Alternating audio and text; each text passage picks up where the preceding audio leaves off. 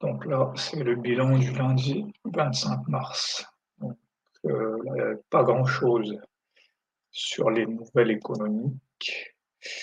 Là, c'est l'ensemble du calendrier, mais les nouvelles importantes, il n'y en a pas vraiment. Sur les earnings, il n'y a pas grand-chose cette semaine. Donc, la clé ici, c'est l'ambiguïté. Repérer que le signal de baisse reversal à la baisse est valable. Ouverture sur le minimum HB. Plusieurs jours de clôture sur les plus bas journaliers. Le signal RB50 de hausse est valable aussi. Il y a eu un dip, on est dans un bull market, donc il pourrait y avoir des achats. Donc dans un premier temps, il faut juste faire un choix. C'est important en fait dans ce genre de moment, juste faire un choix et trader selon cette grille. Mais le contexte peut aider, par exemple en remarquant que 60% des lundis en 2024, le prix a tendance à baisser, donc il vaut mieux aller sur le RSB. Ça, c'est un truc que j'avoue que j'avais pas remarqué, que je viens juste de remarquer. Et si je regarde bien, le lundi, souvent, ce qui se passe, c'est qu'il y a une baisse, et ensuite, la hausse commence. Ici, pareil, il faut voir ça ici, une baisse, et ensuite, la hausse s'enchaîne. Bien évidemment, l'idée, c'est pas que ça va se passer 100% du temps. En trading, on cherche juste 50%, voire même 40% à partir du moment où il y a un risque rendement qui est adapté. Donc l'idée, c'est pas de chercher 100% des lundis qui baissent, mais juste de dire que si je structure mon trade d'une certaine façon, avec cette hypothèse, je peux avoir une UCI positive. Donc c'est ça. Donc voilà, il y avait ce truc-là, les lundis, le prix a tendance à baisser avant de reprendre sa hausse. Puis dans tous les cas, il faut se dire que plus l'heure avance, plus un des deux camps va prendre la main. Et à 20 heures, le double top, échec RB50 et l'avalement de plusieurs vertes indique la baisse et à ces moments, il faut vendre. Donc en tant qu'acheteur, j'aurais acheté l'open post, le RB50, et vendeur, j'aurais été vendeur sur le double top. Donc ici, voilà, le seul moment de trap ici, c'est que je confonds en fait l'Open House RB50 où j'aurais dû aller chercher la leg 2 et le RBHB.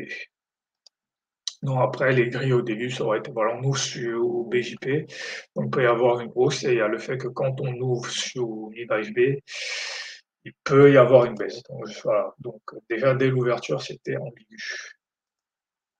Donc ici, j'aurais rien fait, j'aurais pu acheter ici en me disant que c'est un marteau. Ici, j'aurais eu tendance à acheter pour me dire, en me disant qu'on va revenir chercher les JP. Là, je ne sais pas, j'avoue que j'aurais peut-être hésité à acheter, mais j'aurais vu. Voilà, et c'est là que ça commence à être ambigu, parce que ici, c'est à la fois ça, c'est à la fois un RH50, mais c'est à la fois un double top, un double bottom ici. Donc, c'est là que commence l'ambiguïté. Donc, soit je fais le choix de dire que bon, je vais être vendeur, donc je vends ici.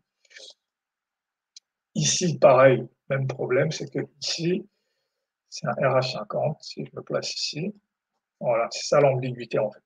Et donc, soit, bah, là, je me dis que j'achète parce que je vois plutôt l'achat, mais les deux sont valables en fait. Ici, je peux continuer à vendre.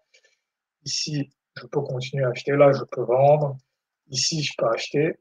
Voilà, c'est ici la deuxième erreur, c'est qu'en fait, ici, si je suis acheteur, j'aurais dû acheter ici. Je dois acheter ici en me disant que le plus probable, c'est une leg 2. Donc la leg 2, elle se retrouve à ce niveau-là en fait. Alors ici, ce que je me suis dit, c'est qu'on est plutôt dans ce genre de journée. Alors c'est pas le cas, parce que si on a eu une baisse, ensuite une hausse, là on a juste une hausse, et là, la hausse continue. Et là, bon, là, ici, je peux continuer à acheter ou vendre en fonction de ce que j'ai choisi. Et par contre, c'est là où, en fait, il y a une forme de résolution, en fait, ici à 19h30 ou 20h30 habituellement. C'est là, je dois considérer qu'ici, à partir d'ici, j'ai un double top. Pourquoi? Parce que le marché a montré des signes de faiblesse et quand le prix revient tester une fois de plus le plus haut de la session US, il repart à la baisse. Et ici, c'est là c'est le, là, il est 21h, donc en général, moi, je ne traite pas à 21h, mais ici, ici, c'est vraiment la résolution. C'est ici que là, 80% de chances pour que le prix revienne chercher ici. Donc, peu importe ce que j'avais pu penser avant, ici, j'ai en quelque sorte ma conclusion, en fait. Donc, ici, je dois vendre ici pour aller chercher ici le plus bas. Et je peux continuer à vendre ici, voilà.